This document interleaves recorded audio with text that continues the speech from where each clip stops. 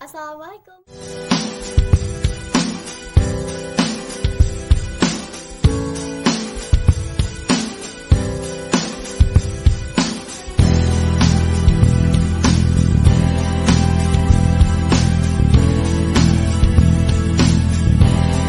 Nah, kali ini aku akan mereview sebuah buku yang berjudul Metode Studi Islam, Jalan Tengah Memahami Islam. Buku ini merupakan karya dari Faisal Ananda Arfa, Syafruddin Syam, dan Muhammad Syukri Albani Nasution. Buku ini diterbitkan tahun 2015 oleh Raja Wali Pers dengan tebal 278 halaman dan ukuran 23 x 15,5 cm. Nah, sekarang langsung aja yuk kita ulas isi bukunya. Nah, yang pertama mengenai kata pengantar. Jadi di dalam kata pengantar, penulis itu menerangkan bahwa tujuan dituliskannya buku itu adalah untuk memberikan alternatif cara kepada masyarakat muslim dalam memahami dan mempelajari Islam. Jadi, dulu itu tradisi masyarakat muslim dalam memahami dan mempelajari Islam itu menggunakan metode monolitik atau tunggal, sehingga informasi yang mereka dapatkan pun baik dari pendidikan formal maupun pendidikan informal merupakan informasi yang baku. Akibatnya mereka tidak bisa menerima yang namanya perbedaan. Padahal kan dalam Islam, perbedaan itu merupakan sunatullah yang seharusnya membawa mereka menuju umat yang solid dan juga toleran. Nah, dalam buku ini juga berjudul Jalan Tengah Memahami Islam. Kenapa sih dipilih jalan tengah? Karena diharapkan buku ini dapat menjembatani atau menjadi jalan tengah dari perbedaan-perbedaan yang timbul dalam memahami dan mempelajari Islam. Sehingga perbedaan-perbedaan yang timbul tersebut dapat memberikan keberkahan bagi masyarakat muslim. Seperti itu. Yang kedua, mengenai isi dari buku tersebut. Jadi, dalam daftar isi itu dipaparkan ada 7 bab yang dibahas di dalamnya. Yang pertama, metode dan pendekatan kajian Islam. Yang kedua, sejarah studi Islam. Yang ketiga, Islam sumber. Yang keempat, Islam normatif. Yang kelima, Islam historis. Yang keenam, perspektif kajian kontemporer dalam Islam. Dan yang ketujuh, studi agama. Nah, dari 7 bab ini kita akan merangkumnya menjadi 3 subbab materi. Yang pertama, pengertian metode studi Islam. Yang kedua, sejarah studi Islam. Yang ketiga, pendekatan-pendekatan dalam studi Islam. Yang pertama, mengenai pengertian metode studi Islam. Apa sih pengertian metode studi Islam? Jadi, metode studi Islam itu berangkat dari metode dan juga studi Islam. Yang pertama dulu ya, metode. Metode itu dalam bahasa Inggris itu metode yang artinya cara, atau dengan kata lain, metode itu merupakan suatu cara untuk mengadakan penelitian. Nah, dalam buku ini juga dijelaskan bahwa metode itu merupakan suatu cara yang teratur dan terpikir baik-baik untuk menemukan suatu maksud. Metode yang dibahas dalam buku ini itu merupakan ilmiah, yang artinya merupakan pendekatan atau cara yang dipergunakan dalam mempelajari atau mengkaji secara mendalam suatu ilmu keterangan. Selanjutnya yaitu yang kedua mengenai studi Islam. Nah, studi Islam dalam bahasa lain disebut juga dengan dirasa Islamiyah. Studi Islam itu kajian terhadap Islam. Nah, studi Islam itu sudah ada sejak pertama kali Islam itu diturunkan. Jadi mengikuti Islam, bukan timbul setelahnya, timbul sebelumnya, seperti itu. Nah, studi Islam juga punya tujuan loh. Jadi bukan semerta-merta turun begitu saja. Tujuan dari studi Islam itu untuk mempelajari secara mendalam mengenai 3 aspek. Yang pertama, hakikat Islam. Apa sih Islam itu? Dan bagaimana Islam dengan agama lain? Atau apa sih hubungannya Islam dengan yang lain? Seperti itu. Yang kedua, mengenai ajaran-ajaran asli dari Islam. Jadi apa aja sih ajaran-ajaran asli dari Islam dan bagaimana penjabarannya? Kemudian yang ketiga itu mengenai sumber-sumber pokok dalam Islam. Jadi apa saja sih sumber-sumber pokok yang ada dalam Islam dan bagaimana pengaplikasiannya? Seperti itu. Jadi tujuan Islam bila diringkas seperti studi Islam ya, seperti itu.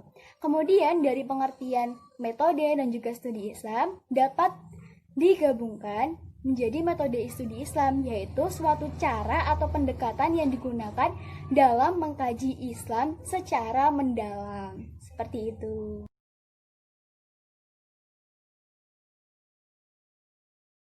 Yang kedua, mengenai sejarah studi Islam. Bagaimana sih sejarah studi Islam?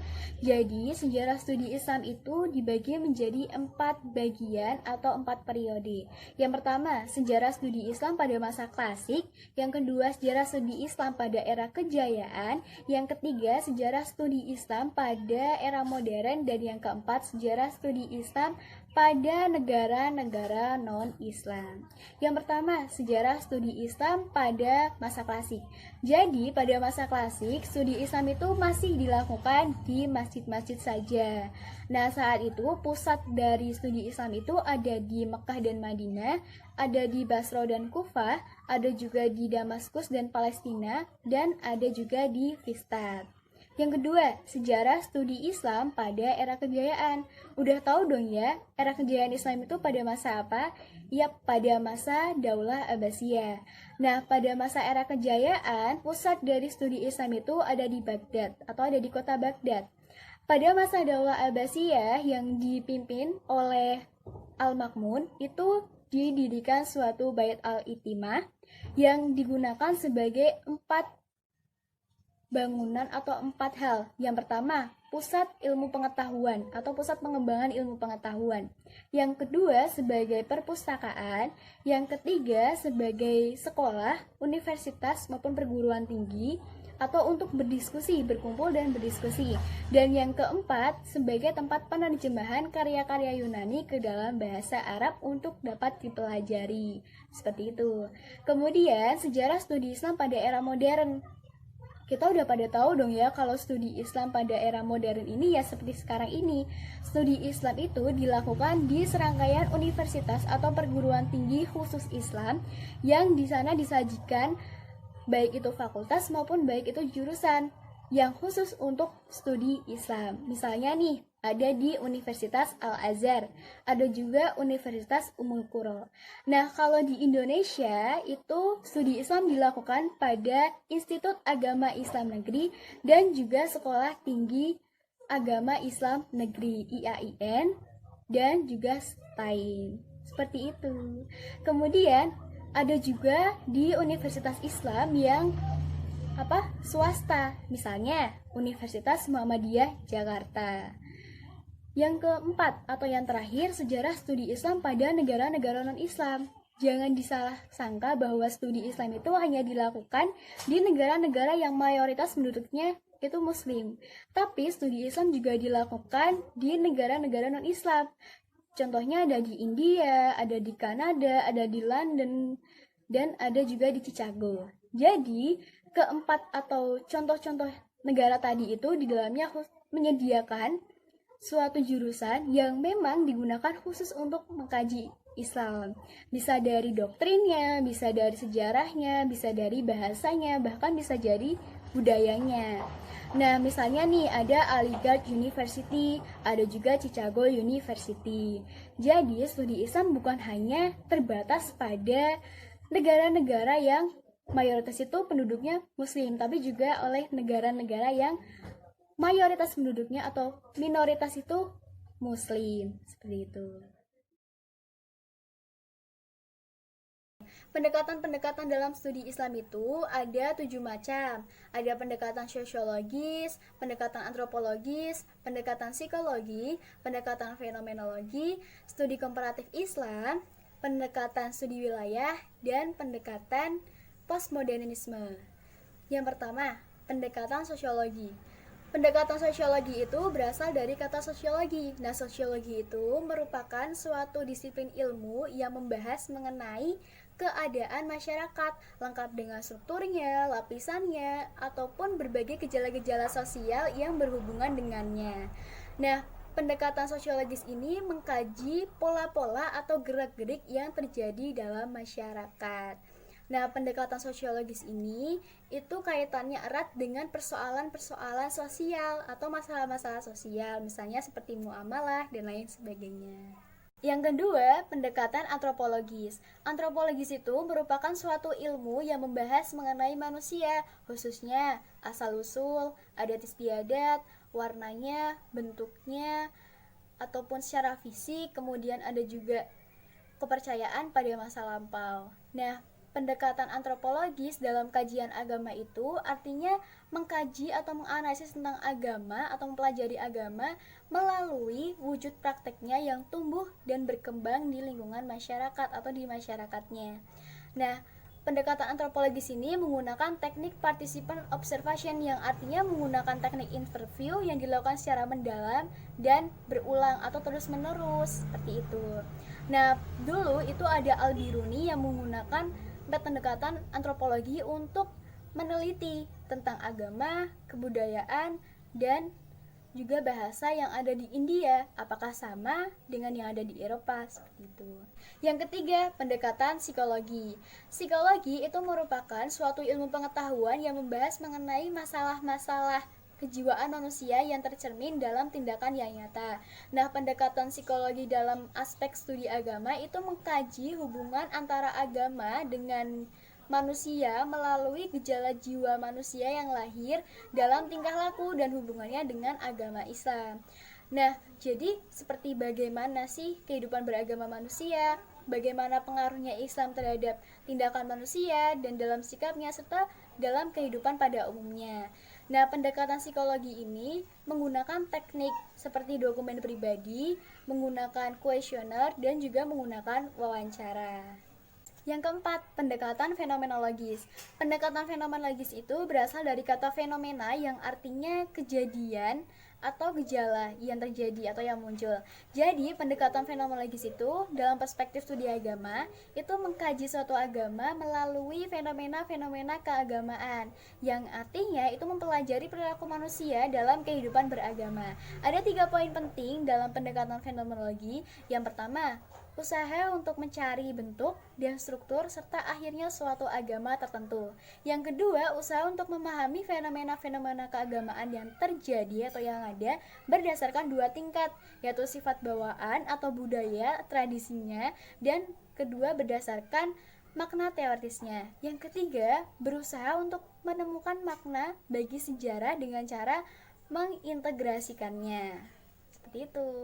Yang kelima, studi komparatif Islam. Nah, dari katanya saja komparatif yang artinya membandingkan atau perbandingan, atau bisa juga suatu kemampuan menggunakan metode untuk mencari tahu atau untuk menemukan suatu perbedaan dan juga persamaan dari 2 hal atau lebih. Jadi, studi komparatif Islam itu suatu pendekatan yang membandingkan antara 2 objek ataupun bisa lebih yang bersangkutan. Nah, contohnya nih, misal bagaimana sih Allah dalam agama Islam dan Allah di agama lain, bagaimana sih Nabi Muhammad dalam Islam dan bagaimana Nabi dengan atau di agama lain, atau juga bagaimana sih persamaan atau perbedaan antara Al-Quran di dalam Islam dan juga kitab suci di agama lain. Seperti itu. Yang keenam, pendekatan studi wilayah. Dari katanya saja studi wilayah, berarti ini berkaitan dengan tempat.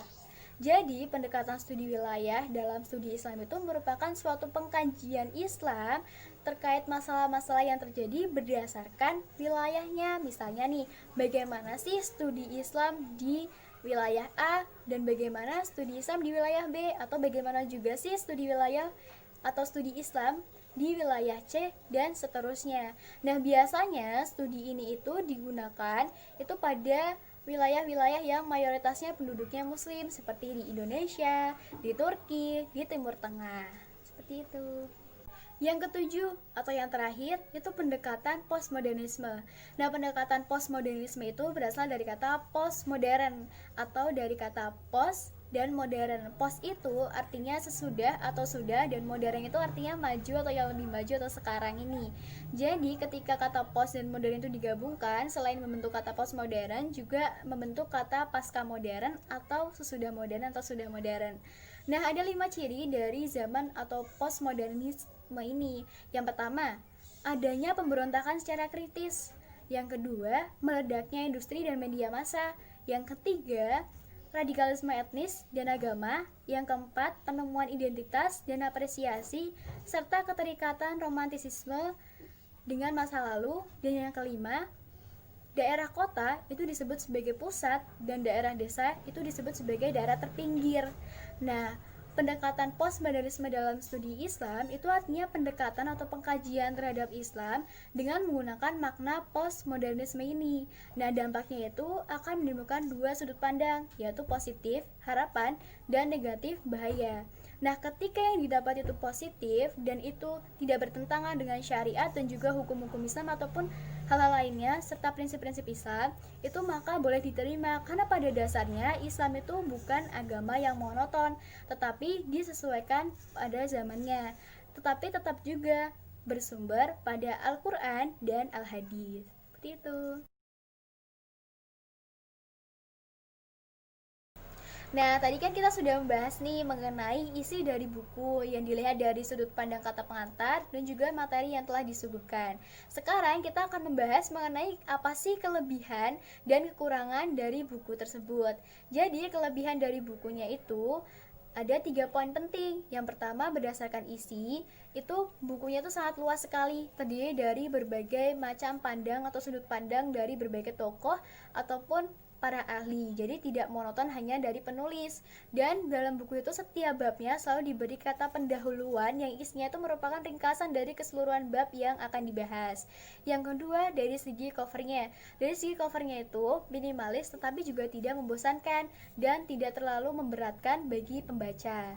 Kemudian yang ketiga, dari segi ukurannya. Ukuran dari buku ini kan 23 kali 15,5 cm, yang tidak terlalu kecil juga tidak terlalu besar sehingga tidak terlalu merepotkan pembaca baik dalam membawanya ataupun dalam hal membacanya. Bisa dibawa dengan tangan kosong maupun bisa dibawa dengan tas, tergantung pembacanya. Nah, kemudian dari kekurangan dari buku ini tuh karena di sini kan terdiri dari berbagai macam sudut pandang. Dan ternyata penulis itu hanya memasukkannya saja tanpa kemudian disaring terlebih dahulu. Jadi bahasa-bahasa yang digunakan pun cukup tinggi dan cukup menyulitkan, juga rumit. Dan karena terlalu banyak materi yang disuguhkan, itu jadinya materinya seperti berputar-putar, tidak langsung ketemu dengan apa yang inti dari bahasannya itu. Jadi diperlukan pemahaman dan pengulangan yang mendalam, seperti itu. Nah, itu saja dari aku. Apabila ada tutur kata maupun informasi yang kurang tepat, mohon dimaafkan. Sampai jumpa. Terima kasih. Assalamualaikum warahmatullahi wabarakatuh.